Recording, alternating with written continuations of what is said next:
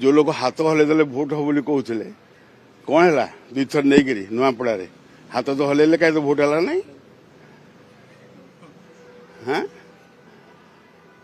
आउ तो नवीन कौन भोट हम नवीन बर्तमान बना जीरो ओडिशा पॉलिटिक्स रे नवीन बाबू जीरो आमे जाइथिलु पश्चिमांचल को बुलिया पाखापाखि 10-12 कन्स्टिट्यूएंसी भितर बुलिकी छत्तीसगढ़ एरिया जाइकरी कलमा बंध को देखी आसला परे सडन काली पहुंचला पर घटना घटी मुझे छाड़ी गली तापर से गले पाटकुरा आसला घटना घटी एणु से जो घटना थिला कौन करते नवीन बाबू तक नवीन बाबू जानते आप समस्त जानते बर्तमान नवीन बाबू पुओ को प्रार्थी करते पुओ को प्रार्थी कर डाकिक प्रार्थी करते बापा को किसी पचार ना कि बापा को खाली मेसेज टी देले एणु काली जो कथा सब आसूची पेपर मानक मुझे देखुची टीवी रे नेता माने कहउचंती जे दुईटी कथा जे गोटे विट्रायल आ गोटे हला आपनकर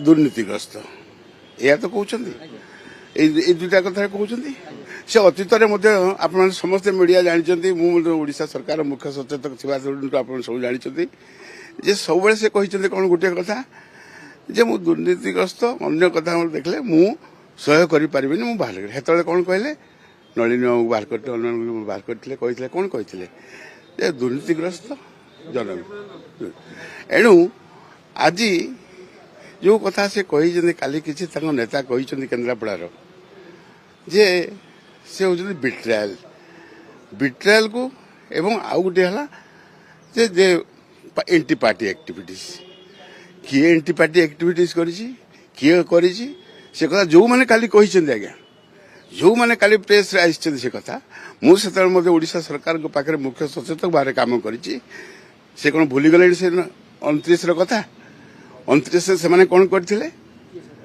जो मैंने काली कही से माने काली आप ना कहवा दरकार नहीं मोर हाथ काली जो मैंने कही आपन को जो मैंने कही मु कहीं कह आप बेस्ट मैन टू जज इट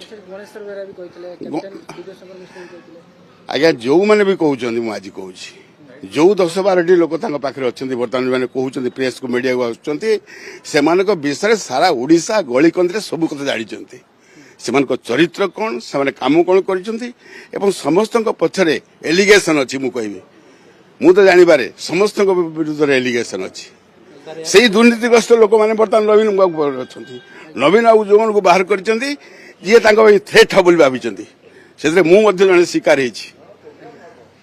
मुझा मत डाक आनी मत डाक आनी जिते आनी मु धर्मेन्द्र प्रधान को हर आसी मत मुझे कौन अन्याय कर मत कहीं काटिदे कहीं काटिदे एबे जो कथा मुझे जानी आप मत पचार मुझे करनी आज्ञा मु कहीं बिट्रे करी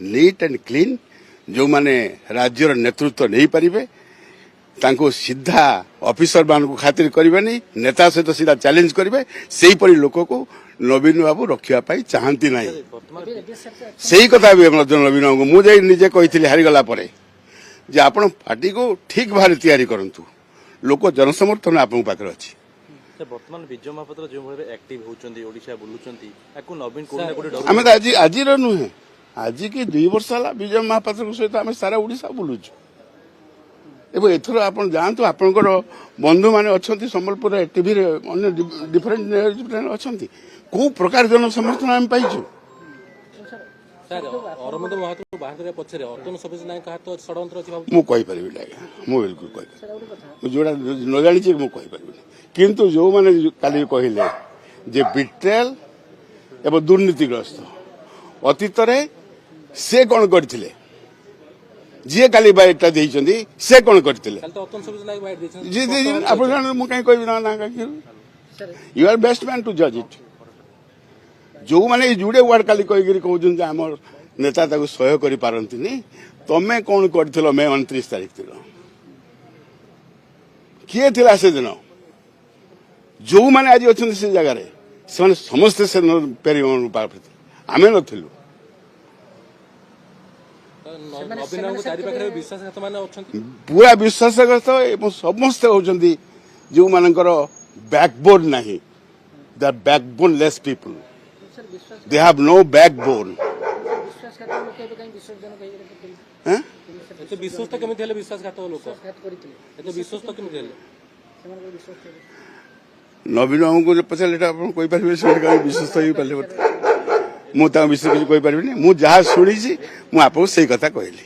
ଆଜ୍ଞା ସାର୍ କିନ୍ତୁ ଆଉ ଗୋଟେ କଥା ଯୋଉଟା ଆପଣ କହୁଥିଲେ ଯେ ଆପଣଙ୍କ ଉପରେ ଆକ୍ସନ ହେଲା ଯେ ଯେହେତୁ ଏ ଭିତରେ ଭାବ ଯୋଉ ଭୟ ଥିଲା ଏବେ ବି ସବୁ ଅରବିନ୍ଦ ନାଇଁ ନାଇଁ ସେ ଗୋଟିଏ କଥା ସରଳରେ ନେଇଯାଆନ୍ତୁ ଆପଣଙ୍କ ମୋଠୁ। ମୁଁ ପାର୍ଲାମେଣ୍ଟ ମେମ୍ବର ଥିଲି, ଏଠି ଥିଲି, ମୁଁ ଜାଣିଛି ଜଣେ ଜଣେ ଆଜିକାଲି ଯେଉଁ ରାଜନେତାରା ବିଜୁ ପଟ୍ଟନାୟକଙ୍କ ସହିତ ଆମେ ତିଆରି ହେଇଛୁ। ବିଜୁ ପଟ୍ଟନାୟକ ଚାହୁଁଥିଲେ ଯେ ପର୍ସନାଲିଟି ଯେଉଁମାନେ ଲୋକଙ୍କ ସହିତ ରହିବେ, ଲୋକଙ୍କ ପାଇଁ କାମ କରିପାରିବେ, ସେଇମାନଙ୍କୁ ପ୍ରାର୍ଥୀ କରାଯିବ ଯେ ସରକାର ପାଇଁ କାର୍ଯ୍ୟ କରିବେ। ଆଜି କ'ଣ ହେଲା, ଆଜି ନବୀନ ବାବୁ ଦେଖୁଛନ୍ତି ତାଙ୍କୁ ଯିଏ ତାଙ୍କ ଗୋଡ଼ ଧରିପାରିବ, ଯିଏ ହାତ ଧରିପାରିବ, ପାଦ ଧରିପାରିବ, ତାକୁ ହିଁ ପ୍ରାର୍ଥୀ କରିବେ। ସେମାନେ କରପସନ କରିବେ, ସେଇ କରପସନର ଭାଗ ତାଙ୍କୁ ଦେବେ।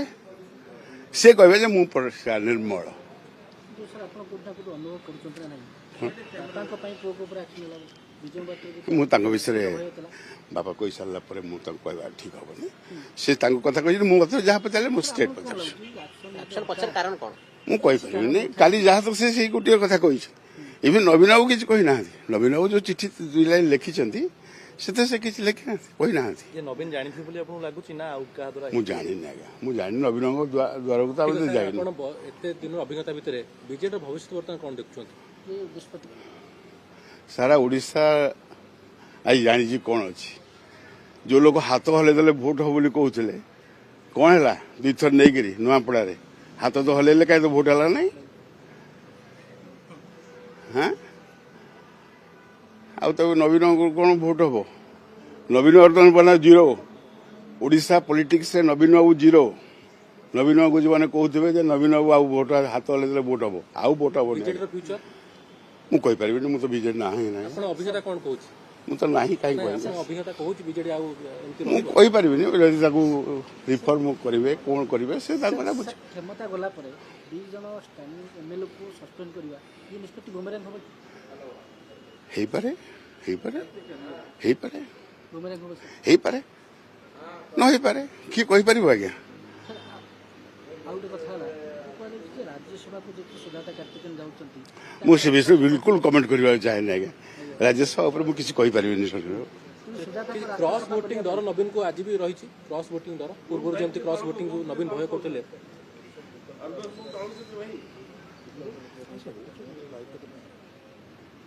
କ୍ରସ୍ ଭୋଟିଂକୁ ଡର ଏବେ ବି ନବୀନଙ୍କର ଅଛି। ନବୀନ ବାବୁ ତ ଛାଇକି ଡର, ନବୀନ ବାବୁ ତାକୁ ବି ଡରେ ନିଜକୁ। ବିଜୟ ମହାପାତ୍ରଙ୍କ ଭୟ ଥିଲା ମୁଁ କହିପାରିବିନି, ମୁଁ କହିପାରିବିନି। ବର୍ତ୍ତମାନ ବିଜେଡି ଯୋଉମାନେ ମେଳି ବାନ୍ଧୁଛନ୍ତି ନେତା, ଗୋଟେ ଚର୍ଚ୍ଚା ହେଉଛି ବିଜୟ ମହାପାତ୍ରଙ୍କୁ କିଛି ଗୋଷ୍ଠୀ ଚାହୁଁଛନ୍ତି ଯେ ନବୀନଙ୍କ ପରେ ପୁଣି ବିଜେଡିର ସେ ଦାୟିତ୍ୱ ନିଅନ୍ତୁ।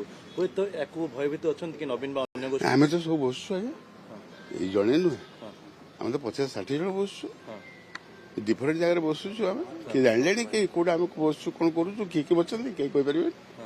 ଆମେ ସବୁ ବସୁଛୁ ଆଜ୍ଞା, ବସିକି ଆମେ କଥା ହଉଛୁ। ଓଡ଼ିଶାର ଇଣ୍ଟରେଷ୍ଟ ଆମ ପାଇଁ ବଡ଼ ଆଜ୍ଞା, ଆମ ପାଇଁ ବ୍ୟକ୍ତିଗତ ଇଣ୍ଟରେଷ୍ଟ କିଛି ନାହିଁ ଆଜ୍ଞା। ଓଡ଼ିଶା ବର୍ତ୍ତମାନ ପଲ୍ୟୁସନରେ ଯାହା ଇଣ୍ଡଷ୍ଟ୍ରିଆଲ ବେଲ୍ଟ ଯେଉଁ ଅବସ୍ଥା ହେଲାଣି, ତାକୁ ଯଦି